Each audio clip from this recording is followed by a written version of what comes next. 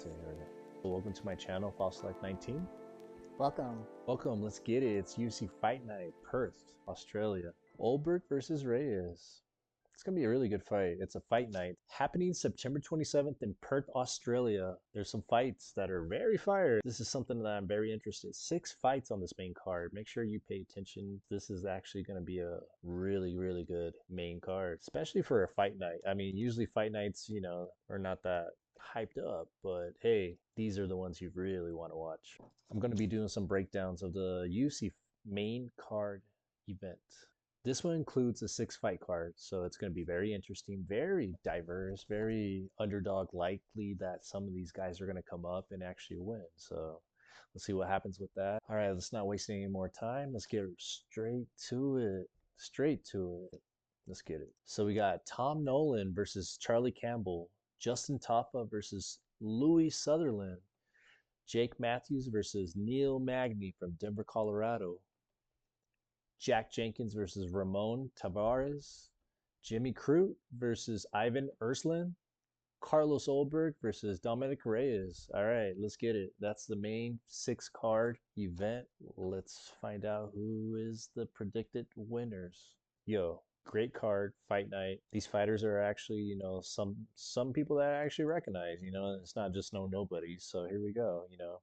And by the way, this is False Life 19. Go ahead and follow, give it a like, subscribe, support the channel, keep it going, you know. Here's how I predict how it all will play out. It's amazing. I mean, it's a hyped up fight. Charlie Campbell from the United States, Tom Nolan from Australia, you know, and they're fighting in Perth, Australia. So, you know, imagine the crowd. They're actually very hyped for him. It's going to be a dramatic fight just because it's the starter of the main card. Record, Tom Nolan, 9-1. Hey. And then we got record for Charlie Campbell, 9-2. Not too bad. I mean, they're pretty evenly neck to neck. Their last fights, win and a win. Just depending on the weight cut, you know, like just how you're going to hydrate yourself, make sure you take care of yourself and actually not depleting yourself before the fight. So, I mean, the fight game's crazy, you know, anything can happen. It's fight night. Silly things can happen. It always has, always will be. Everything just seems very even. I like this fight. May the best win.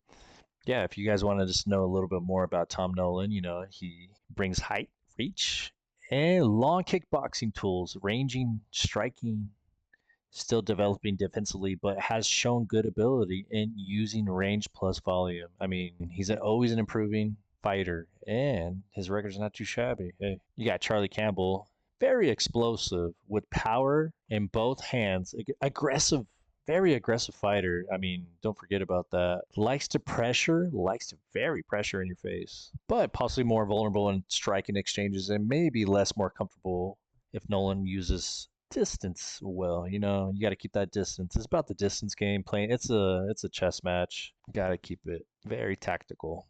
If Campbell can get really close, force shots in exchanges, and land early power shots, he has an upset potential. I mean, like, this guy can really upset the division right there. So, hey, end the day for Tom Nolan, which is from Australia. He can make the crowd very sad. You can take the energy from a crowd by defeating their actually hometown heroes. I lean Tom Nolan by decision.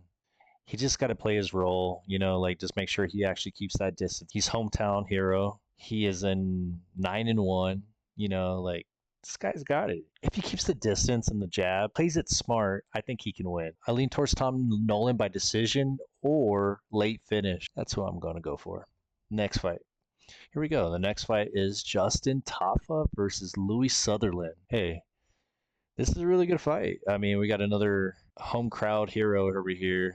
New Zealand, native areas around there. So we got Justin Taffa, Louis Sutherland. We got Justin Taffa at 7 wins, 5 losses, 1 no contest.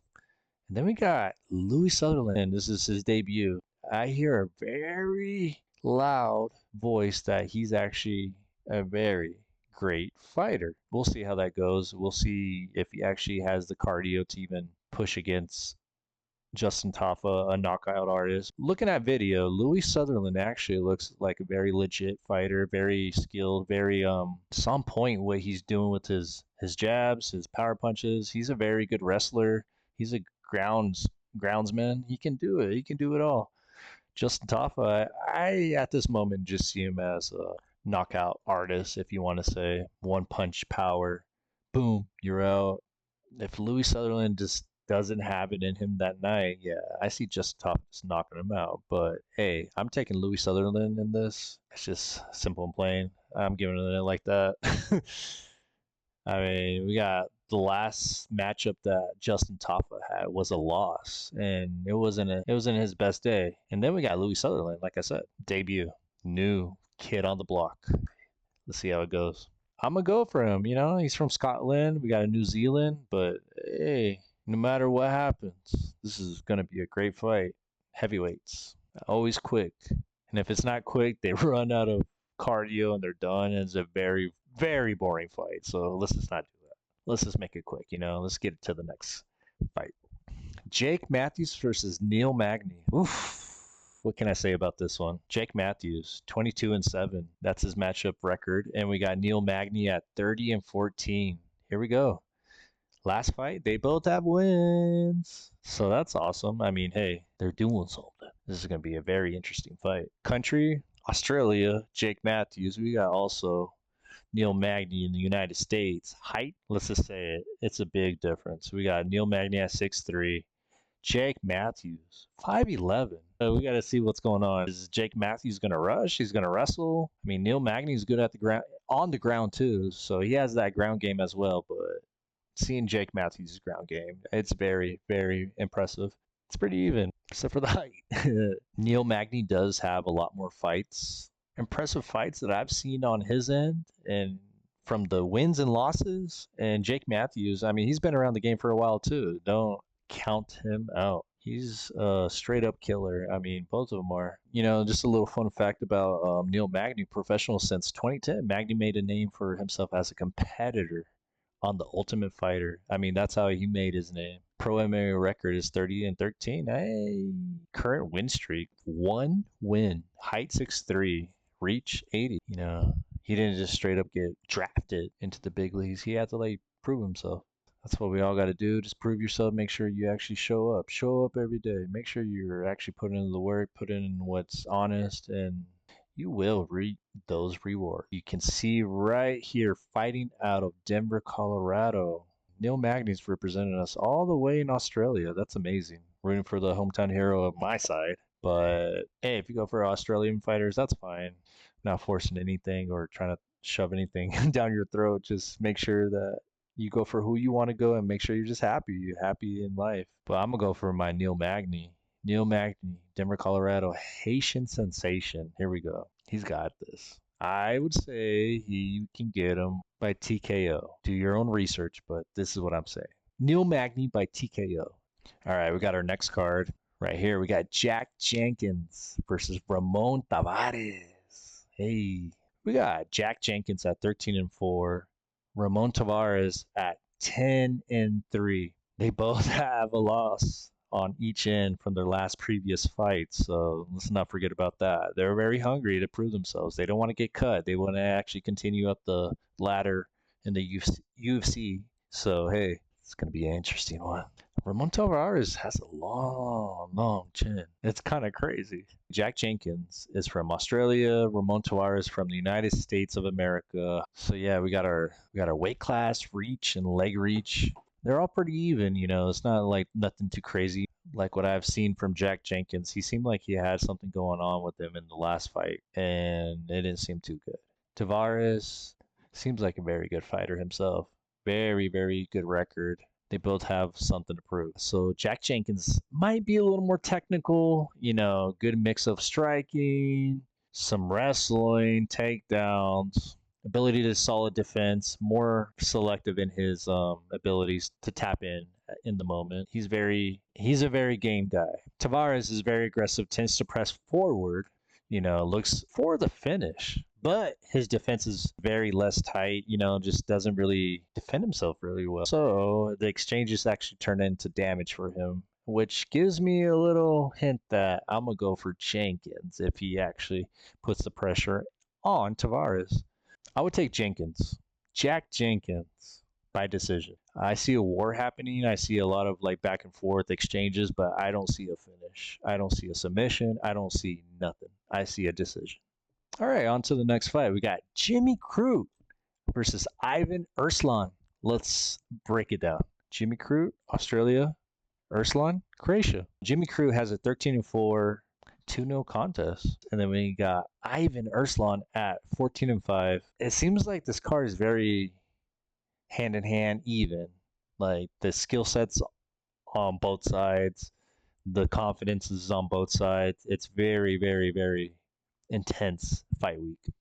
Just because I can see this is the time to prove themselves. These fighters want to prove themselves. They are not trying to get cut. They're trying to make some money and get their name out there. That's respectable. We got Jimmy Crute winning his last fight, and we have a loss on the other end from Erslan. This card is very even. Everything seems very, very even if you're looking at the numbers specifically. Jimmy Crute has a very good ground game, grappling game. He can hold someone down and also wear himself out at the same time. It can be what can I say, a gift and a curse. Then we got Ivan Erslan, knockout power. But we've seen him lose to decision.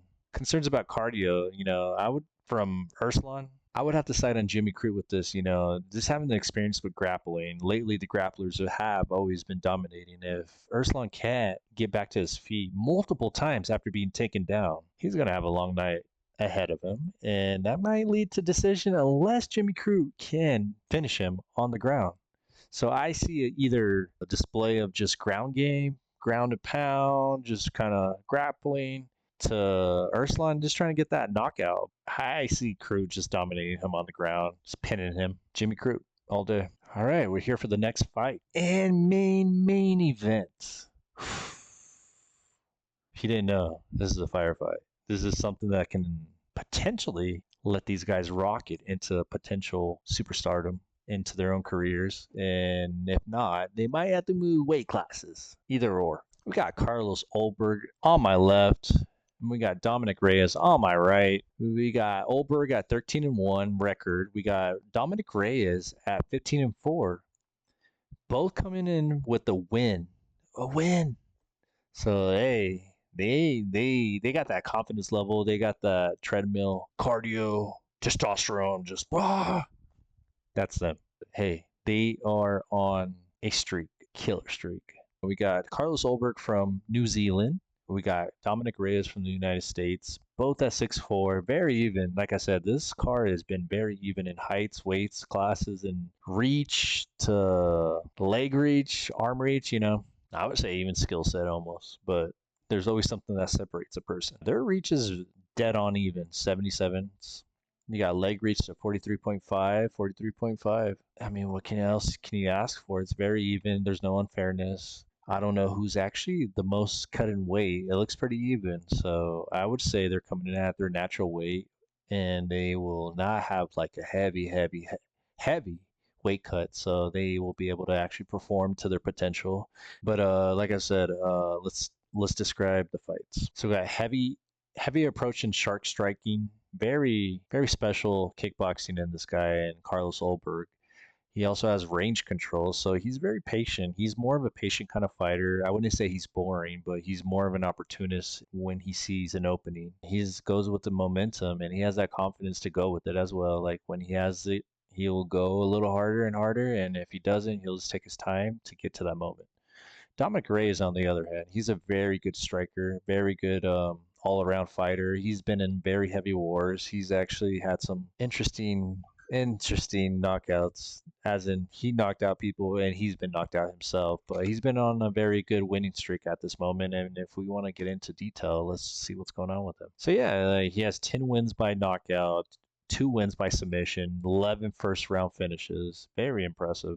The Devastator, Dominick Reyes. We got his striking accuracy of Dominick Reyes at 54%. Significant strikes landed 549. So significant strikes attempted 1,012. Takedown accuracy 29. Takedown landed 1. Takedowns attempted 7.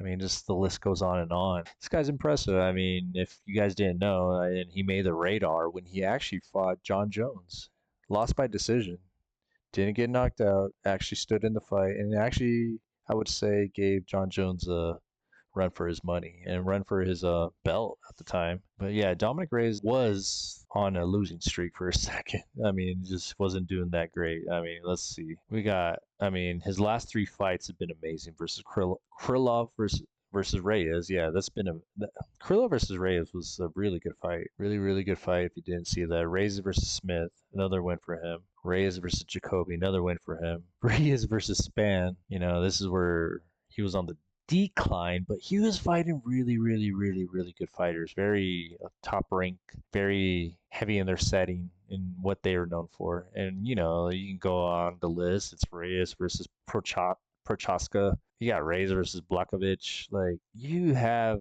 elite fighters that he fought, and he didn't do so well. I wouldn't say if he had a rematch with them, it's the same result. I think Dominick Reyes, if he does win this fight, I think he turned the leaf and he actually can be able to say that he's on the come up and he's after anyone and everyone. Deserving so. He's been through a little tough streak, but just like anyone else, that's just life. Like I said, if he comes out of this with the win in a devastating way, knockout, submission, then we're talking top rank. If he's going to lose and he loses in a very horrible fashion, he might have to drop weight class.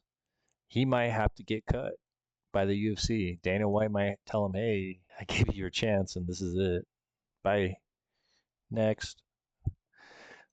It's just the fight game. But yeah, Carlos Ulberg is on the rise. He's I would say Dana White's next contender to actually promote. He wants to be able to have someone, and he has a lot of fighters there, you know, from New Zealand to Australia, but he would be the next one to actually represent Australia and have success with it, I would say, you know. So for my prediction of this card, I would say Reyes. I say Dominick Reyes wins and ruins Carlos Ulberg's homecoming in Australia. I mean, this going to be something. He's from New Zealand, by the way, and United States Dominick Reyes. So I would say the United States is coming in strong and will destroy Carlos Ulberg. It's just I would say Dominick Reyes has more experience. He's fought a lot more experienced fighters. Wouldn't say he had the most difficulty in figuring out the puzzle other than those knockouts he did have.